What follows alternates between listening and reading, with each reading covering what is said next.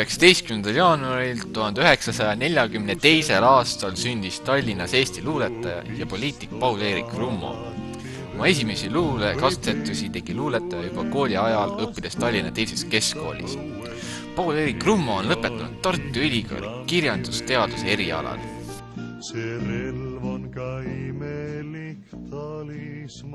Siin oled kasvanud tasasel maal. Siit on su rahu ja tasakaal. Munamägi on pilvepiir. Pilv on madal ja hall nagu hiir. Maailma pilet su kätte anti. Maailm on lahti mõndagi kanti. Nende seenemetsade sekka. Ikka, kui tuled kui musulman Mekka. Siin oled sündinud tasasel maal.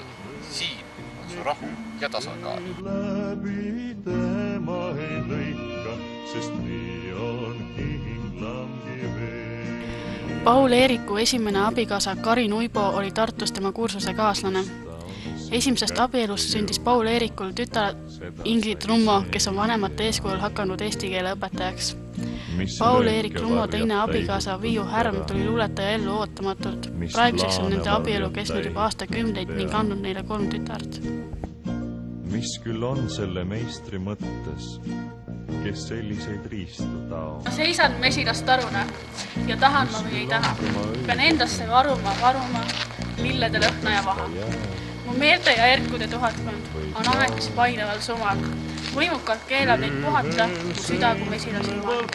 Nad kannavad minusse raugetelt, kärnadelt päikselist saaki ja tubake väljadelt kaugetelt, rasket kibedat taaki. Kui viimsete külmade aastate seas sügis käib radu märgi. Sul vesinik tuleb näokate peas ja murratust kõigile kärgi. See relv on ka imelik talisman, mis hoiab sind päeval ja... Paul-Eerik Rummo on töötanud Vanemuise ja Draamateatri kirjandusala juhatajana, olnud kultuurikonsultant, vabakutseline kirjanik ning tõlkija. 1968. aasta augustis kirjutas luuletaja laulu tekste Viimse reliikvia jaoks, mis jõudis 1969. aastaks ekraanidele. Need kütkeid läbi tema ei... Mis kast see niisugune on? Ilus kast, teine ja... Ei tohi, see on reliikvia. Lehed, meie võit! Kõik kirikusse, häälik peab kõnet! Lähme ka.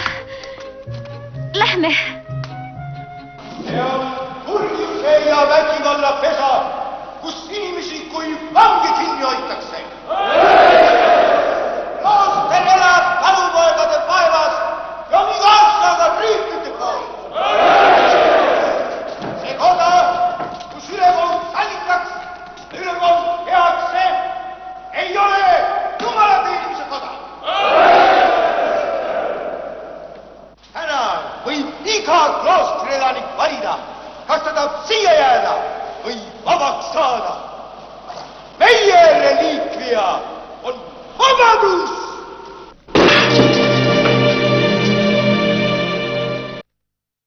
Reliikvia.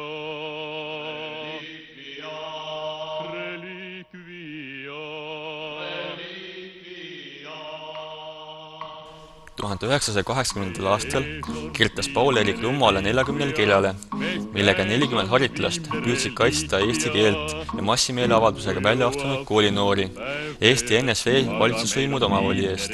Samuti oli tema luulekogu, Saatja aadress ja teised luuletused hammasrataste vahele jäänud ning selle ümber oli mõningast rahvusvahelist kära, mille tulemusena kutsuti Rummo isegi Johannes Käbin ette Kadriorgu.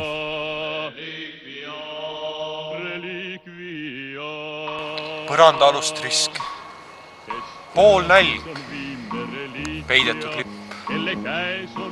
salakorterid, trükikoda, paar meeleavaldust,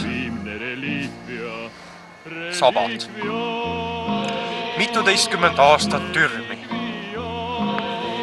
vastupidamine, vabastamine vahepeal tekkinud teise maailma. Personaalpension, kaelarätid pioneeridele, ja redigeeritud mälestused. Matused kontsertsaalis. Hästi suured reporterid. Arranžeeritud Apassion Atta. Vanad revolutsionäärid. Eneseohverdus algusest lõpuni. Surm kui propagandistlik akt.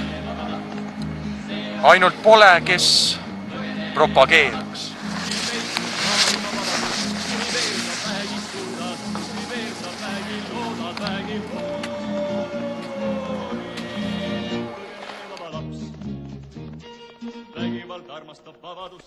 Lisaks luuletaja ametile osaleb Paul-Eerik Rummo ka poliitikas. Rummo on olnud loomeliitude kultuurinõukogu liige, Riigikantselei kultuurikonsultant, Eesti komitee liige ning kultuuri- ja haridusminister. 1992. aasta septembrist oli ta 2 aastat Eesti Vabariigi kultuuri- ja haridusminister. 2003. aasta aprillist kuni 2007. aasta aprillini oli ta Eesti Vabariigi rahvastikuminister. Alates 2007. aasta aprillist on ta Eesti-Malta parlamendirühma ning Soome-Ugri toetusrühma esimees.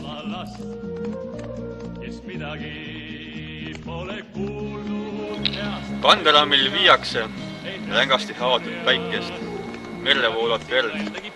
Lubage, me istume veidi siin suure kivil. Ootame. Meie sõbrad on raske operatsioon. Kuid võite rahulikult magada. Homme tuleb ta teie juurde omal jalal. Me teame, usume, kuid lubage, et ootame siiski.